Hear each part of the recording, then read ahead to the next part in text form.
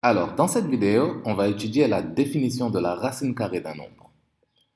Donc, voici ici le symbole de la racine carrée d'un nombre. C'est un symbole tel un V avec le nombre en dessous du symbole en question. Donc, le symbole de la racine carrée ici. Dans racine carrée, on remarque qu'il y a deux composantes. D'un côté, on a la racine du nombre et de l'autre côté, on a le carré du nombre ici. Donc, pour comprendre la racine carrée d'un nombre, il me paraît naturel de d'abord explorer c'est quoi le carré d'un nombre. Donc, commençons avec un exemple de carré, par exemple le carré de 4.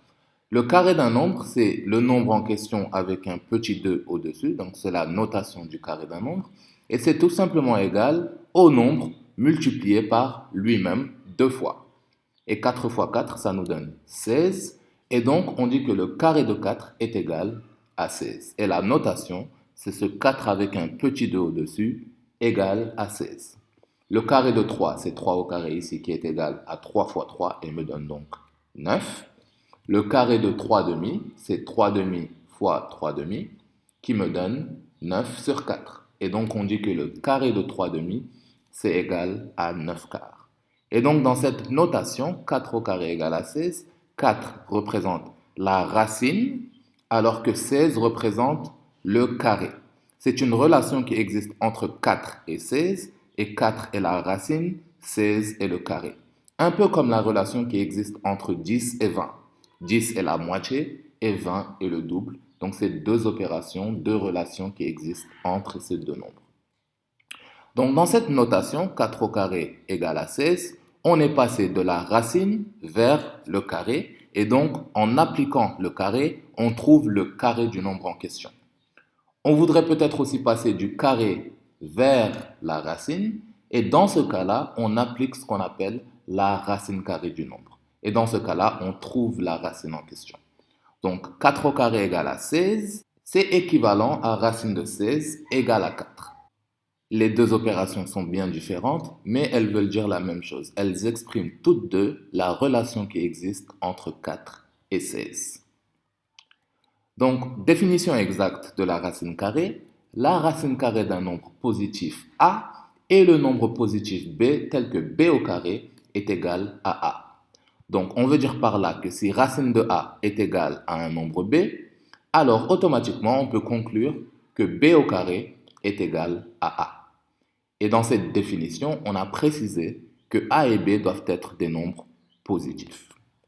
Donc, qu'est-ce qu'on veut dire par là? On veut dire que si 3 au carré est égal à 9, alors racine de 9 est égale à 3.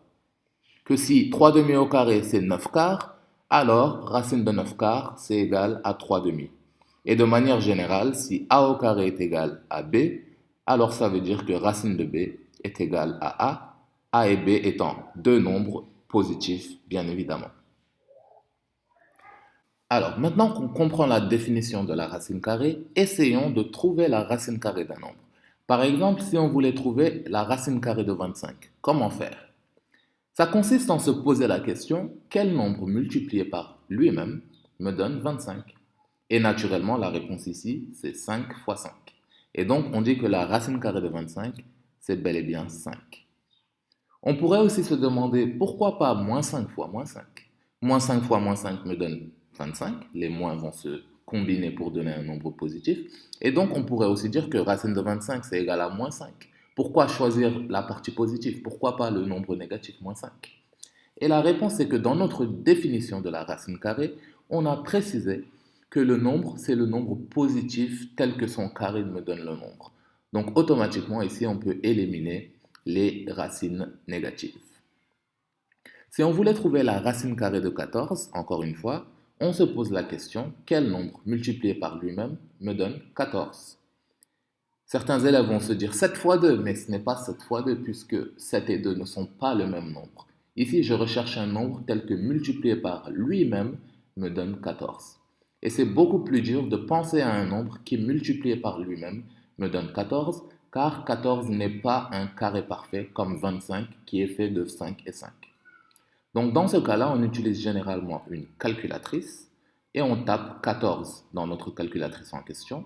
On tape sur le signe de la racine carrée et on obtient la valeur de la racine carrée ici. Donc ici, on trouve que racine carrée de 14 est environ égal à 3,74165, etc. On peut approximer donc la racine carrée de 14 par 3,74, qui est donc une valeur approchée de racine de 14 à deux chiffres après la virgule près. Et donc, quand on fait 3,74 multiplié par 3,74, on devrait avoir un nombre qui se rapproche de 14, et en effet, on obtient 13,9876, qui est bel et bien proche de 14. La plupart des nombres qui contiennent une racine carrée ne sont pas des carrés parfaits, ne sont pas jolis à voir. Généralement, ce sont des nombres avec une infinité de chiffres après la virgule. Dans de rares exceptions, on a des nombres qui ont une racine carrée qui est un nombre entier naturel. Par exemple, racine de 4 est exactement égale à 2. Racine de 64 est exactement égale à 8.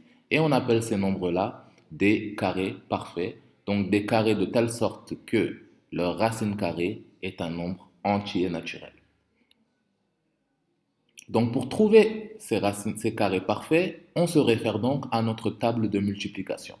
Les carrés parfaits sont sur la diagonale de notre table de multiplication, puisqu'on peut remarquer que 2 fois 2 me donne 4, 3 fois 3 me donne 9, 4 fois 4 me donne 16, etc. Donc on a tous ces carrés parfaits le long de notre diagonale dans notre table de multiplication.